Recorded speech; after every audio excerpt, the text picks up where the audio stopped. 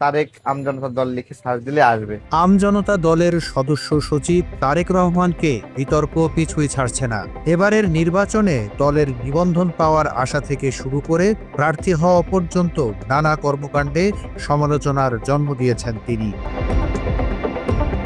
নির্বাচনে অংশ নেওয়ার কথা বলে ফেসবুকে প্রকাশ্যে বিকাশ নগদ অ্যাকাউন্টের মাধ্যমে সাধারণ মানুষের কাছ থেকে চাঁদা আদায় তার জন্য নতুন কিছু নয়। এই জন্য অনেকে তাকে বিকাশ তারেক নামেও ডেকে থাকেন। এসবের মাঝে শুক্রবার নিজের ফেসবুকে স্ট্যাটাস দিয়ে আবারও চাঁদা চেয়েছেন তারেক। আর এই নিয়ে সামাজিক মাধ্যমে চলছে লঙ্কাকাণ্ড অবস্থা।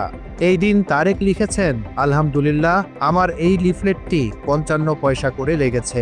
আজ আপনাদের সহযোগিতায় আমি 60,000 প্লাস লিফলেট বাদ জুম্মা বিতরণ করেছি 75টি মসজিদে। আমাকে কেউ চাইলে 1000 লিফলেট করে দেবেন।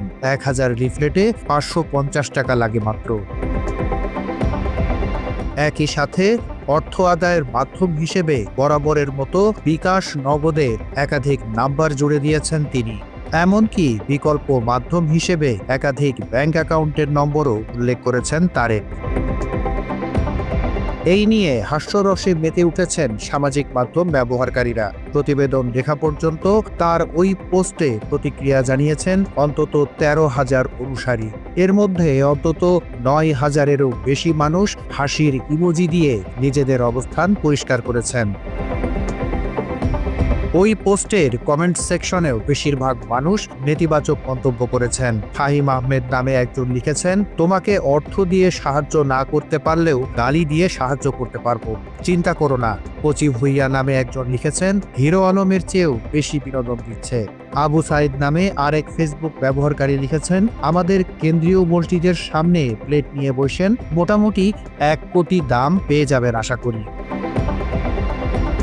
একইভাবে নির্বাচনী প্রচারে গিয়েও কখনো সাধারণ মানুষের হাসির খোরাক হচ্ছেন, কখনো আবার ভোটারদের রোষানলে পড়ছেন তারেক রহমান।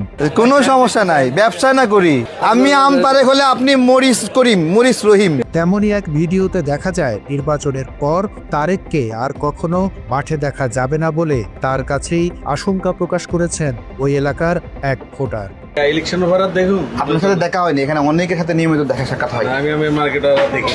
অন্য আরেকটি ভিডিওতে দেখা যাচ্ছে নির্বাচনী প্রচারে লিফলেট বিতরণের সময় এক নারী ভোটার নিজের অপছন্দের কথা অকপটে বলেছেন আমজনতা দলের তারেককে। লিফলেট নিয়ে যান, আমার ভালো লাগে না। নিজেকে মুক্তিযুদ্ধের পক্ষের শক্তি বললেও সাধারণ মানুষের দাবি 71 নিয়ে ভুল ব্যাখ্যা করেন তারেক। তাই তো বিষয়টি নিয়ে সরাসরি তাদের ক্ষোভের মুখে পড়েন ঢাকা 12 আসনের এই প্রার্থী।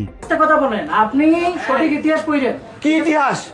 ইতিহাস বলেন, কারা হত্যা করেছে? আল বদর লিস্ট করে বুদ্ধিজীবীদের হত্যা করেছে। ভোটারদের কাছে নিজের পরিচয় দিতে গিয়েও বিদ্রূপের শিকার হন আমজনতা দলের তারেক। এ সময় তাকে নিয়ে অট্টহাসিতে ফেটে পড়েন ভোটাররা। চেনেন? চিনছেন?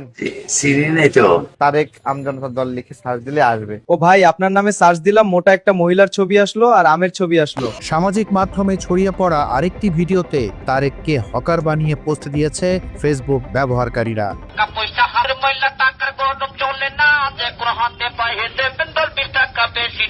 24-এর গণঅভ্যুত্থানের পর এক এক সময় এক এক রকম বক্তব্য দিয়ে নানা সময়ে সমালোচিত হয়েছেন আমজনতা দলের সাধারণ সম্পাদক তারেক রহমান। অনেকের দাবি হাসিনার মতোই মুক্তিযুদ্ধের চেতনা বিক্রি করছেন তিনি। শেখ হাসিনায় বাংলাদেশের রাজনীতি তার অনেক অবদান আছে না? আমাদের জুলাই গণ অভ্যুত্থানের যে জুলাই সনদ, এটাও এরকম গরু খেয়ে ফেলছে, তারপর নতুন করে একটা সনদ বানাইছে।